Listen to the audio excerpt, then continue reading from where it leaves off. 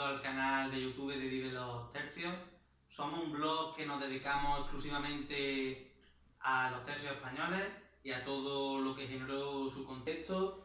Trabajamos todas las batallas, grandes hazañas, figuras emblemáticas. Os damos la posibilidad de adquirir libros, de ver pinturas, noticias relacionadas, multimedia, todo lo relacionado con, como hemos dicho, con los tercios españoles.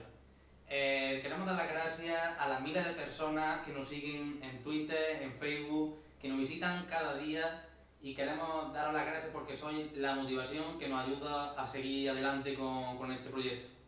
Vamos a empezar con este canal donde trabajaremos algunos aspectos. Hoy, por ejemplo, vamos a trabajar lo que son los orígenes de los tercios españoles, dónde se originan, gracias a quién, y también trabajaremos lo que es las principales armas, tanto blancas como de fuego, que hicieron maravillar el mundo de la guerra en Europa y en todo el mundo.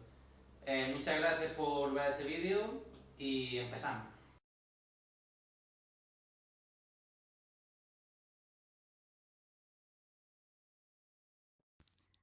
Antes de que los soldados se reagruparan formando los tercios, estos y sus antepasados lucharon durante siglos contra los moros, finalizando en la Guerra de Granada, culminando la Reconquista. En España todos iban a la guerra, desde los reyes, pasando por nobles hasta los más vulgares campesinos. Al acabar la Reconquista, el escenario bélico cambió y la amenaza venía del norte. Entonces Fernando el Católico dictó que cada pueblo tuviera uno de cada 12 hombres hábiles por si el rey los llamaba a la guerra. Estas primeras formaciones defendieron Cataluña, Navarra o Nápoles, además de conquistar plazas en el norte de África. La ordenanza de 1495 establecía el proceso de reclutar y pagar a una serie de compañías durante un tiempo limitado siempre que hubiese amenaza. Por ejemplo, en el conflicto con Francia sobre la hegemonía de Italia, la corona tuvo que mantener permanentemente fuerzas en Sicilia, Nápoles y Milán. Tras la larga permanencia de estas tropas, el ejército no fue una institución hasta 1534. En los campamentos había soldados de muchas naciones: alemanes, valones, croatas, italianos. La cuarta y quinta parte de estos ejércitos eran soldados de infantería, el resto iban a caballo. En 1534 la infantería sufre una nueva variación, creándose los tercios, que se compone de 3 coronelías y esta a su vez en 4 compañías. En 1536, en la Orden de Génova, se acuña el término tercio para referirse a cada una de las 3 agrupaciones de tropas. Cada una debe contar con una compañía de 300 hombres, partiendo de una infantería normalmente numerosa, pero organizada y armada de una manera convencional, llevando a unidades permanentes dotadas del más moderno armamento y con una estructura peculiar. Su superioridad reside en la utilización de armas portátiles de fuego, especialmente el arcabuz. Desde finales del siglo XVI y durante 150 años, España se convierte en una de las mayores potencias militares del mundo, con una fama ganada a la fuerza en numerosas batallas. La piedra angular de aquel ejército que tanta gloria dio a España eran los tercios españoles. Eran solo un porcentaje pequeño de los ejércitos multinacionales de los Austrias. Estas unidades fueron flexibles, con hombres que se adaptaban a las disposiciones reales de cada momento en el campo de batalla. Los tercios estaban formados entre 15 y 20 compañías de unos 300 hombres cada una, llegando a formar en total unos 3.500 hombres. Pero eso era la teoría. La realidad era que cada compañía estaba formada por unos 150 hombres y el total no superaba los 1.500 soldados. Pocos combatientes ha tenido la confianza en sí mismo como tenía la infantería española, que pensaba, y lo peor era que se lo creía y lo demostraba, que era la infantería mejor del mundo. La temible eficacia de los tercios era la combinación de armas blancas, como la pica y la espada, con armas de fuego, como el arcabuz y el mosquete. Fue una estrategia muy innovadora y avanzada en su época. Se formaban escuadrones de picas flanqueados por mangas de arcabuceros. Esta agrupación fue heredada del modelo suizo, que acabó con el predominio de la caballería pesada en el campo de batalla. Pero los tercios mejoraron la estrategia suiza al fragmentarse, ya que podían formar escuadrones menores y más móviles. Los tercios podían recibir el nombre por su asentamiento en Italia y podían durar muchísimos años. Por ejemplo, el tercio de Lombardía, Sicilia, Cerdeña o Nápoles. Además, también podía recibir el nombre por su maestre de campo, su forma de luchar, el lugar donde se demostró el arrojo y valor del tercio, etc. Por ejemplo, el tercio de Granada o el tercio de Fuenclara. Estos nombres podían cambiarse con, por ejemplo, el tercio de Fuenclara que luchó en Nordingen se pasó a llamarse de García 9 años más tarde en Rocroi.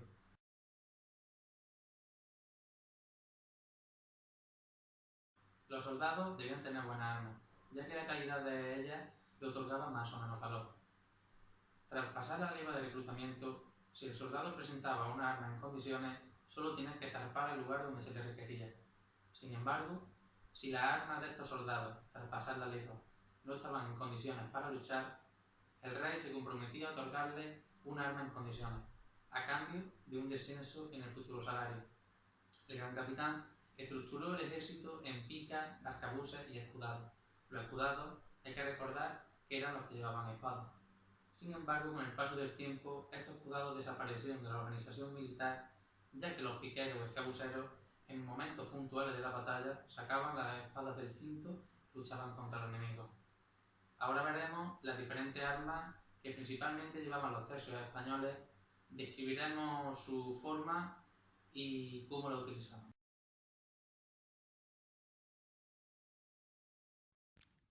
La espada al principio la llevaban solo los escudados, pero como hemos dicho antes, tras su eliminación de la organización militar, todos los soldados, tanto piqueros como arcabuceros y mosqueteros, llevaban una espada en su cinto, fijada en la parte alta de la cadera.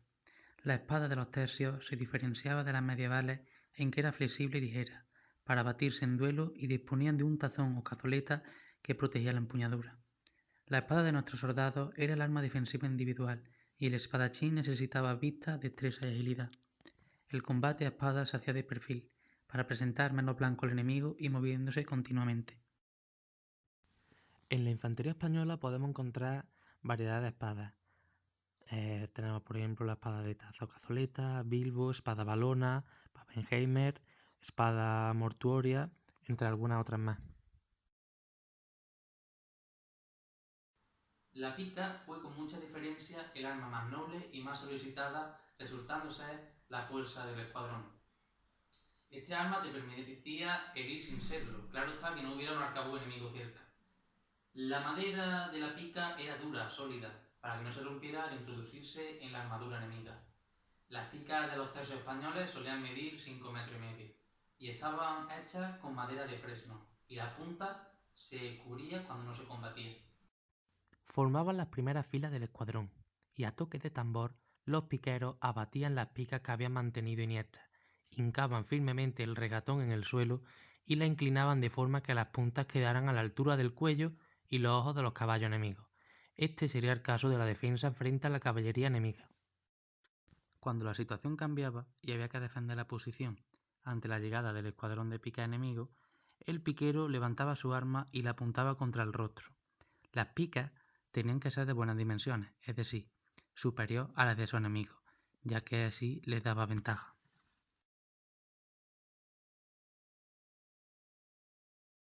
El arcabuz era el arma larga de fuego individual de la infantería española. Los arcabuceros en un principio ocupaban la tercera parte de los soldados, pero con los años esta cifra aumentó. El arcabuz medía entre 90 y 130 centímetros y llegaban a disparar balas de 19 a 30 milímetros de diámetro. En primer lugar, el arcabucero debía poner su arma en posición vertical. Acto seguido, abría uno de los frascos que portaba y vaciaba la pólvora en el interior del cañón. A continuación, se introducía la bala. El siguiente paso era extraer la baqueta y atacar con ella el arma. De esta forma, el arcabucero apretaba con fuerza el proyectil, la tela y la pólvora contra la parte inferior del cañón. El siguiente paso era cebar la cazoleta y una vez estaba la carga preparada, el arcabucero debía poner su arma en ristre y apuntar con ella al enemigo. Con el arcabuz listo para ser disparado, entraba en acción la mecha, previamente encendida. Era entonces cuando el arcabucero soplaba la mecha para avivar el fuego que había en su extremo. Posteriormente se dirigía hasta la primera línea del frente, apuntaba al enemigo, abría la cazoleta y apretaba el gatillo. En ese momento se liberaba el serpentín del arma que lanzaba la mecha encendida hasta la cazoleta y hacía que chocase contra la pólvora. En ese momento se generaba una explosión que hacía que el proyectil saliese disparado hacia el exterior. Tras haber hecho fuego, el arcabucero no se detenía para saber si había causado baja, sino que se retrasaba hasta una segunda línea e iniciaba de nuevo el proceso de carga. El mosquete era un arma de mayor potencia y eficaz a mayor distancia. El duque de Alba fue quien introdujo el mosquete en la infantería española. Era un arma más pesada y de mayor alcance que el arcabuz. Era tan pesado que los mosqueteros no llevaban morrión, sino sombrero, y llevaban consigo la horquilla, que explicaremos en un momento. Cada mosquetero llevaba consigo un escudero, que era un chicuelo que le llevaba la horquilla. Este arma tenía de 16 a 22 milímetros de calibre y su proyectil tenía un alcance hasta 400 metros. El tubo del mosquete era más resistente que el del arcabuz y soportaba cargas de pólvora mayores. Como el arcabuz, el mecanismo de fuego era una llave de serpentín con muelle. La horquilla, que era un hierro en forma de U, se situaba al final de una vara de 7 palmos que servía de apoyo al extremo del arma, tanto para el arcabuz como el mosquete, aunque a medida que pasaron los años, las armas se fabricaban con menos peso y se eliminó esta horquilla. Los arcabuceros y los mosqueteros eran los soldados más mozos, alentados, diestros, recios y sufridos. No hacían guardia nocturna y tenían sobresueldo para comprar la pólvora y las balas.